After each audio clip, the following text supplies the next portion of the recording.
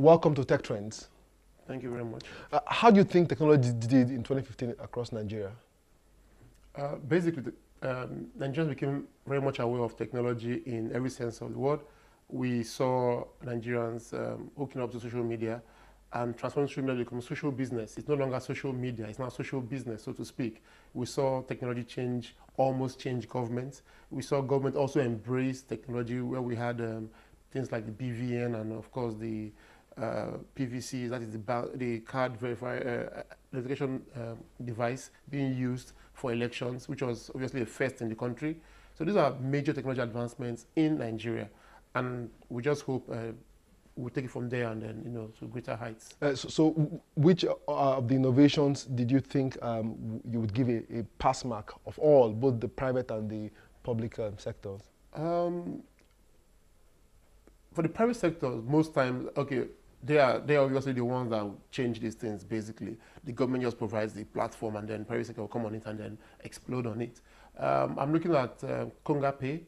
They came up with a new way of making payments as long as you have a bank account, and you also have a registered SIM card. You can easily make payments on their platform, which takes you away from the nitty-gritty of any other way of making payments online.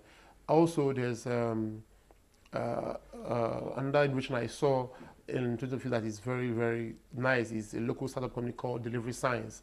They came up with a new method of making deliveries and helping you check how you deliver stuff, helping logistic companies, so to speak, to maximize profits at a minimum cost. And there's also this gaming company called ChopUp. They came up with a Nigerian featured game, no longer foreign, but very local. Games like Jumpology, Sambisa Assaults, and Mama Puts. These are like local games that. But let me ask you: did Nigerians embrace these innovations?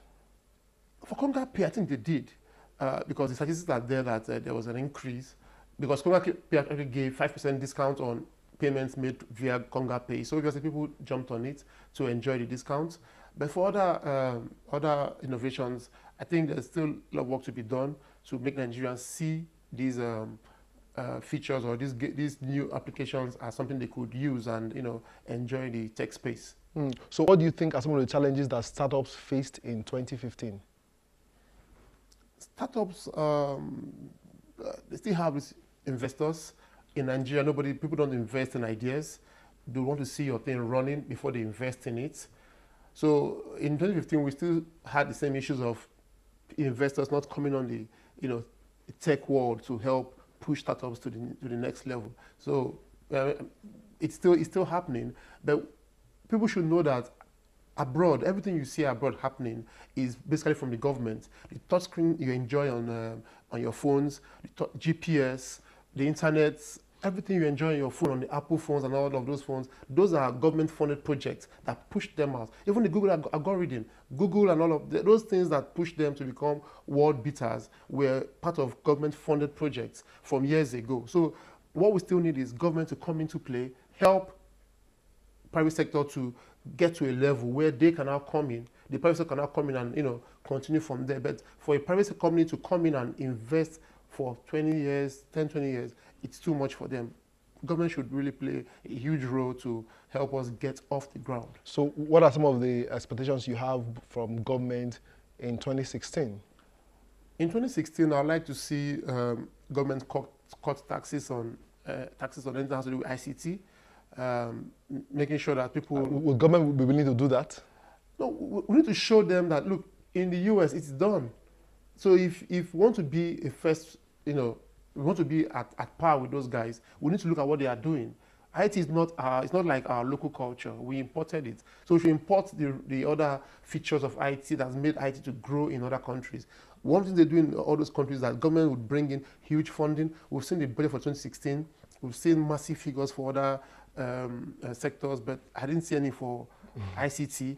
We saw 433 billion for works and housing and all of that, but I didn't see any for ICT. Probably it's being boxed up under maybe education or something. I don't know where they put ICT, but there's no clear-cut budget for ICT. And if oil prices are slumping, IT is the next big thing, is the next revenue generator for this country. I don't know why we still don't get it.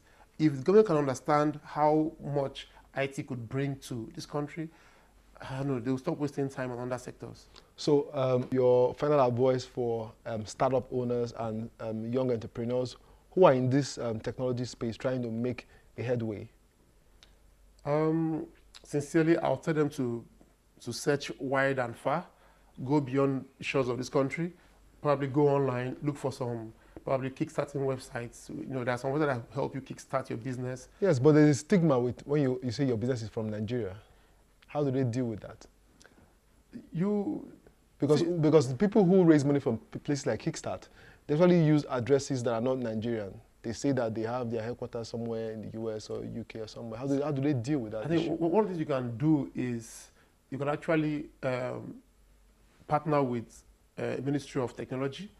I mean, you have no choice. You must try and partner with a government body to give you that strength, so you can walk up to embassies that will probably go through some, sign some MOUs and all of that. We have a lot of money in Nigeria that can fund most of these startups. What do these startups need? Maybe $5,000, $10,000 here and there. Nobody believes in them because Nigeria we don't invest in ideas. If you tell someone to give you $500 or $10,000 to do something, he will just imagine, if I'm going to buy stuff and sell and make 30% profit on it, why would I invest in this long story? I don't know when this young man is not even sure what he's saying. Meanwhile, in the US, there's something called the Vulture Fund. It is a $250,000 fund that you can access if you have ideas that you want to play with. Now, that is the US. This is Nigeria. And I don't know, we import other ideas. We import the best cars from the US. We bring in the Bugattis and all of that into the country. But we don't want to bring in real value. We know how to bring in iPhone 6. The latest phone hits the market in the US. In 7 days, it's here in Nigeria. So why are we not bringing in other culture that would, that are endearing, that are far-reaching, that will take our next generation to those heights? I don't know how to term it, but it's not really nice. I don't want to call it wickedness, but it's something there's a word that I'm trying to look for that is close to being very wicked, because you can't keep putting the youths down, hoping that they will not come out someday and revolt. They will revolt. Thank you for coming on Tech Trends today, Faye. Thanks, CFA. Okay, you've heard from my guest. Yeah, if we want to make technology work in Nigeria, we actually have to invest, and it starts with the government. We'll be right back.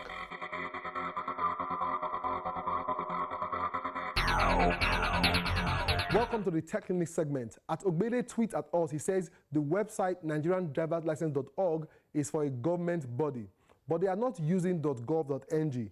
Is there no law mandating that all government entities should be using .ng? At Ogbede, as far as I know, there is a government directive which was initiated by the former Minister of Communication Technology. Now, I honestly don't know what the level of implementation is today. I personally think that it is not cool for FRSC to be using .org.